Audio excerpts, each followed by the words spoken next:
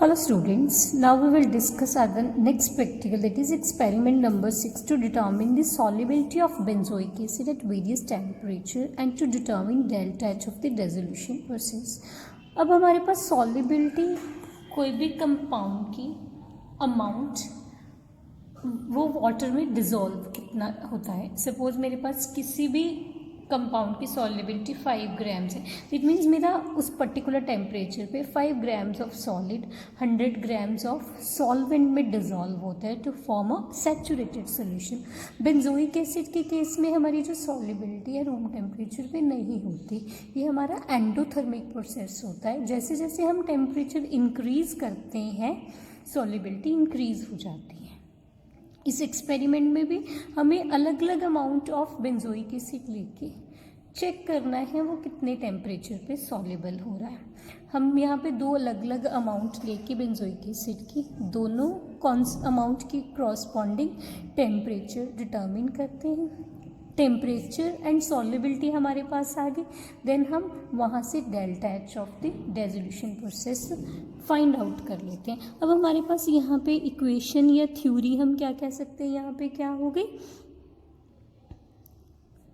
यहाँ पे मेरा फॉर्मूला यूज़ होता है log S2 upon S1 is equal to delta H upon 2.303 R into 1 upon T1 minus 1 upon T2. मैंने दो अलग अलग कॉन्सेंट्रेशन बेंजोइक एसिड की ले ली. उनके कॉरस्पॉन्डिंग मेरा जहाँ पे temperature disappear benzoic acid solution में हो रहा है एंड रिपेयर हो रहा है उसका एवरेज मैंने T1 ले लिया फॉर फर्स्ट कॉन्सेंट्रेशन के लिए. ऐसे T2 ले लिया मैंने सेकेंड कॉन्सेंट्रेशन के लिए. तो ये मेरे पास सॉल्युबिलिटीज़ वैल्यूज़ आ गई दो डिफरेंट अलग अलग टेम्परेचर पे. S2 मेरी सॉल्युबिलिटी एट टेम्परेचर T2 है. S1 मेरी सॉल्युबिलिटी एट टेम्परेचर T1 है.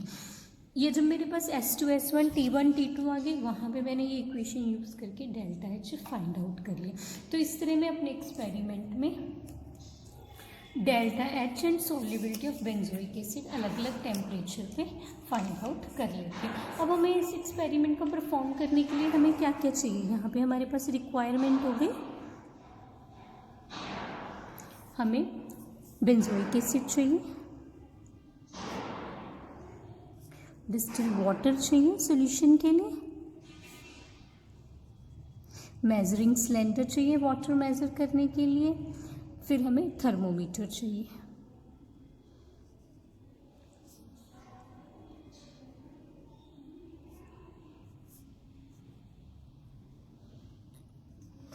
हमें परफॉर्म कैसे करना है एक्सपेरिमेंट. हमने बॉइलिंग ट्यूब ली,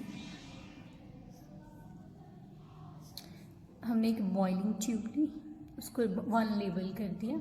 उसमें हमने 0.15 ग्राम और 150 मिलीग्राम बेंजोइक एसिड डाल दिया एंड 20 ml वाटर ऐड कर लिया.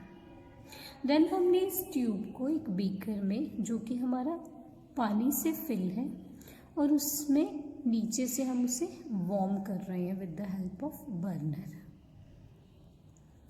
ये बीकर हमारा पानी से फिल है. इस बीकर में पानी का लेवल इतना है कि जो हमारा बेंजोइक एसिड जिस ट्यूब में है उसमें जो मेरा सोल्यूशन है वो पानी में डिप होना चाहिए. सपोज मेरे पास ये बॉइलिंग ट्यूब है और मेरा सपोज यहाँ तक सोल्यूशन और benzoic acid that is water and benzoic acid का लेवल है. तो मैंने ये बीकर को यहाँ तक पानी से फिल कर लिया. With the help of clamp मैंने इस बीकर को, ये जो मेरे पास बॉइलिंग ट्यूब है उसे मैंने क्लैंप कर लिया.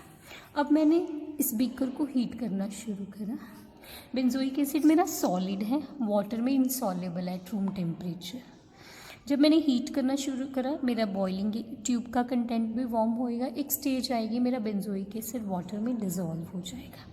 वो टेम्परेचर को मैं टेम्परेचर ऑफ डिसअपियरेंस कह देती हूँ. उसको मैं स्मॉल T1 से डिनोट कर देती हूँ. जब मेरे पास ये टेम्परेचर आ गया मैंने हीटिंग रूम की टेम्परेचर नोट कर दिया. देन उस बॉइलिंग ट्यूब को इस बीकर से बाहर क्लैंप कर देती हूँ और जब मेरे पास बेंजोइक एसिड रीअपीयर होता है वो टेम्परेचर में नोट कर लेती हूँ, टेम्परेचर ऑफ रीअपीयरेंस T1 डैश। दोनों का मीन मेरे पास कैपिटल T1 हो गया, T1 T2 T1 dash upon T2। ऐसी दूसरी ट्यूब में मैंने 200 मिलीग्राम या 0.2 ग्राम बेंजोइक एसिड ले लिया, उसमें मैंने 20 ml अगेन वाटर ऐड कर दिया। 20 ml वाटर ऐड करने के बाद अगेन उसको भी मैंने इसी तरह है बीकर में हैंग कर लिया। देन उसके बाद उस केस में भी मैंने temperature of disappearance, temperature of reappearance note कर लिया। दोनों का मीन मेरे पास कैपिटल T2 हो गया। तो इस तरह मेरे एक्सपेरिमेंट में मुझे दो अलग अलग अमाउंट ऑफ बेंजोइक एसिड के corresponding temperature of disappearance and temperature of reappearance आ गया। इन दोनों का मीन लेके temperature of disappearance and reappearance मेरे पास टेम्परेचर कॉन्सेंट्रेशन या सॉल्युबिलिटी S1 एंड S2 के क्रॉसपॉन्ड आ गया। तो अब मेरे एक्सपेरिमेंट में ऑब्जर्वेशन टेबल हमारा क्या बना,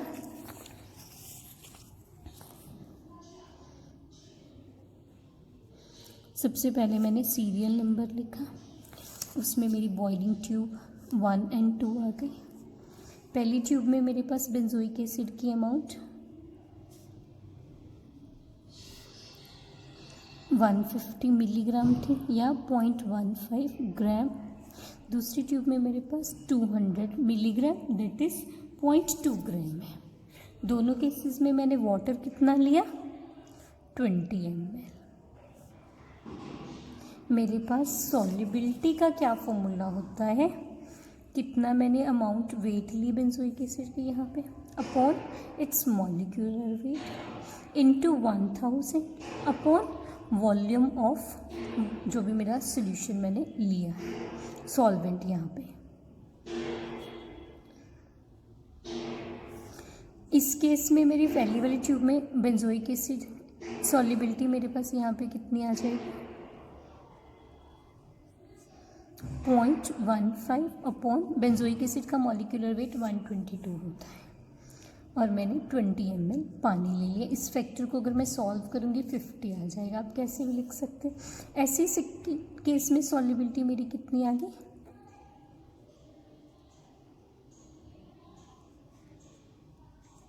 मेरे पास दोनों अलग अलग सॉल्युबिलिटीज़ की वैल्यू आ गई सॉल्व करके।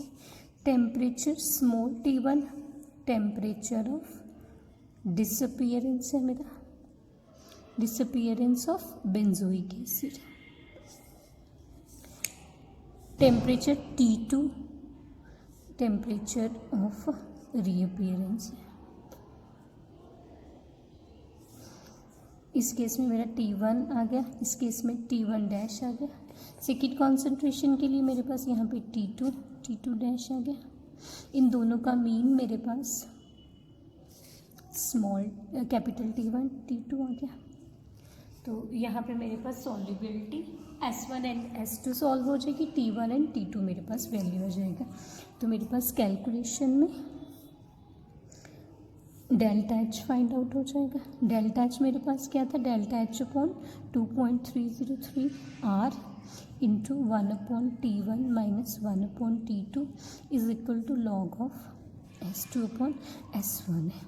तो कैलकुलेशन में मैं डेल्टा H फाइंड आउट कर लूँगी, मुझे ये चारों टर्म्स पता चल गई। रिजल्ट्स में मेरे पास क्या आ जाएगा, सॉल्युबिलिटी जो मेरी S2 जो भी वैल्यू है at temperature T2, solubility S1 eight temperature T1, delta H मेरे पास कितना आ गया, जो भी वैल्यू है मैं यहाँ पे लिख दूँगी। अब हमारे पास एक्सपेरिमेंट के टाइटल में क्या बोला था हमें, to determine the solubility of benzoic acid at various temperature. तो सॉल्युबिलिटी S1 एंड S2 एट टेम्परेचर T1 T2 आ गई एंड डेल्टा H हमने फाइंड आउट कर लिया। Practical heat of dissolution of benzoic acid at different temperature. We have to determine the solubility of benzoic acid.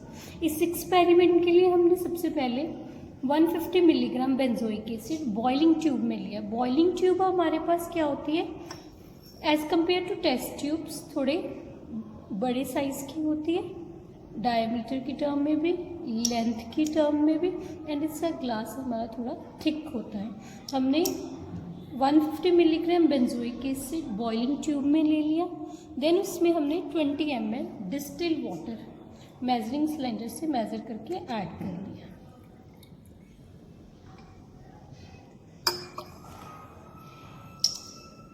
अब इस experiment में आप देखोगे यहाँ पे आपको सॉलिड बेंजोइक एसिड दिख रहा है, वाइट यहाँ पे। दैट मीन्स ये हमारा बेंजोइक एसिड सॉल्युबल नहीं है। हम इसे वार्म करेंगे, टेम्परेचर नोट करेंगे जहाँ पे हमारा बेंजोइक एसिड डिज़ोल्व हो जाता है। वार्म करने के लिए हमने एक बीकर में, एक ट्राइपॉड स्टैंड पे एक बीकर रख लिया है पानी गर्म करने के लिए। उसमें हमने with the help of clamp ये ट्यूब हैंग कर देंगे।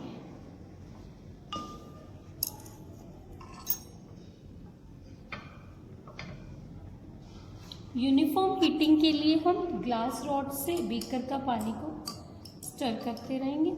टेम्परेचर डिटरमिन करने के लिए हम बड़ा थर्मामीटर, जिससे हम 0.1 डिग्री टेम्परेचर एक्यूरेटली मेजर कर सकते हैं, उसकी हेल्प से हम टेम्परेचर नोट करेंगे जब हमारा बेंजोइक एसिड डिज़ोल्व हो जाता है। ये हमारी हीटिंग हो रही है। हम चेक रखेंगे यहाँ पे बीच बीच में हम सोल्यूशन को भी, that is benzoic acid and water, as well as जो वाटर हमारा बीकर में वार्म हो गया, इसको स्टर करते रहेंगे सो दैट हमारी यूनिफॉर्म हीटिंग हो जाए। हमें यहाँ पे टेम्परेचर नोट करना है जिस टेम्परेचर पे हमारा बेंजोइक एसिड डिज़ोल्व हो जाता है। आप यहाँ पे देख सकते हो बॉइलिंग ट्यूब के बिल्कुल नीचे बेंजोइक एसिड हमारा अनडिज़ोल्व फॉर्म में पड़ा है। तो हमें जब ये कम्प्लीटली डिज़ोल्व हो जाता है वो टेम्परेचर नोट करना है। हमारा कुछ बेंजोइक एसिड डिज़ोल्व हो गया है। आप सॉल्यूशन की टॉप सरफेस पे यहाँ पे बेंजोइक एसिड देख सकते हो। जो हमने इनिशियली लिया था उससे अमाउंट हमारी काफ़ी कम रह गई, विच मीन्स हमारा बेंजोइक एसिड डिज़ोल्व हो रहा है। हमें टेम्परेचर नोट करना है जब बेंजोइक एसिड हमारा कम्प्लीटली डिज़ोल्व हो जाता है। ये हमारा बेंजोइक एसिड कम्प्लीटली डिज़ोल्व हो गया। अब हम ये हीटिंग स्टॉप कर देंगे एंड टेम्परेचर नोट करेंगे जहाँ पे ये हमारा कम्प्लीटली डिज़ोल्व हो गया। ये हमारा स्मॉल T1 हो जाएगा। हमने टेम्परेचर नोट करा जहाँ पे ये कम्प्लीटली हमारा डिज़ोल्व हो गया। देन उसके बाद हम इस बॉइलिंग ट्यूब को इस बीकर से बाहर निकाल लेंगे। अब हमें टेम्परेचर ऑफ डिसअपीयरेंस नोट करना है। यहाँ पे अब हमारा बेंजोइक एसिड कम्प्लीटली डिज़ोल्व हो गया है। अब हम इसको एक क्लैंप के साथ हैंग कर लेंगे। वेट करेंगे जब तक हमारा बेंजोइक एसिड रीअपीयर हो जाता है सॉलिड। जब हमारा ये रीअपीयर हो जाएगा देन उसके बाद अगेन हम टेम्परेचर ऑफ रीअपीयरेंस नोट कर लेंगे। तब तक हम वेट करेंगे सो दैट कूल हो जाए ये हमारा सोल्यूशन। और जैसे ही हमारा सॉलिड बेंजोइक एसिड रीअपीयर होना शुरू हो जाता है हमारी इस बॉइलिंग ट्यूब में, हम वो temperature as a temperature of reappearance for 150 milligram benzoic acid note कर लेंगे। अब हमारा सॉलिड आना शुरू हो गया। हम इसका टेम्परेचर नोट करेंगे, temperature of reappearance of benzoic acid. आप टेस्ट ट्यूब के कंटेंट को हिला के देखोगे तो यहाँ पे आपको सॉलिड अपीयर, ये बेंजोइक एसिड हमारा रीअपीयर हो गया। तो जहाँ पे हमारा बेंजोइक एसिड रीअपीयर होना शुरू होएगा हम वो टेम्परेचर नोट कर लेंगे। ये हमारा विद 150 मिलीग्राम बेंजोइक एसिड के साथ था, ऐसे हम 200 मिलीग्राम के लिए नोट कर लेंगे। नेक्स्ट ट्यूब में हमने 200 मिलीग्राम बेंजोइक एसिड ले लिया और उसे 20 ml वाटर ऐड कर दिया है। अगेन जैसे हमने पीछे ट्यूब में करा था 150 मिलीग्राम के लिए, इसमें भी हम temperature of disappearance and reappearance note करेंगे। इसे नोट करने के लिए अगेन हम इसे बीकर में हैंग करेंगे जिसमें हमारा पानी है और जो हमारा टेस्ट ट्यूब में, बॉइलिंग ट्यूब में सोल्यूशन है, वाटर का लेवल है हमारा, ये पूरा डिप होना चाहिए बीकर में। इसकी हम हीटिंग शुरू करेंगे and with the help of thermometer हम यहाँ पे टेम्परेचर नोट करेंगे और with the help of stirring road हम सोल्यूशन को यूनिफॉर्म हीट करते रहेंगे।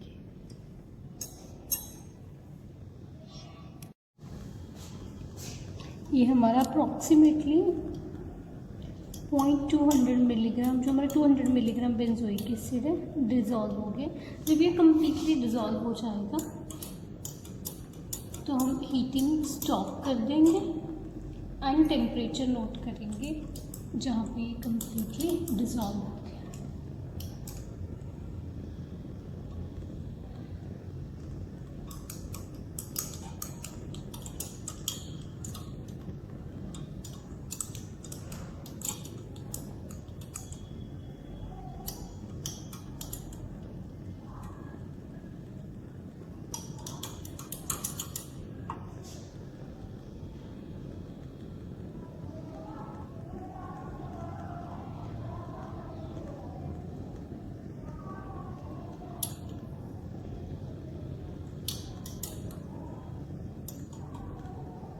ये हमारा कम्प्लीटली डिज़ोल्व हो गया है। अब हम हीटिंग स्टॉप कर देंगे एंड देन टेम्परेचर हम नोट कर लेंगे जहाँ पे ये हमारा कम्प्लीटली डिज़ोल्व हुआ है।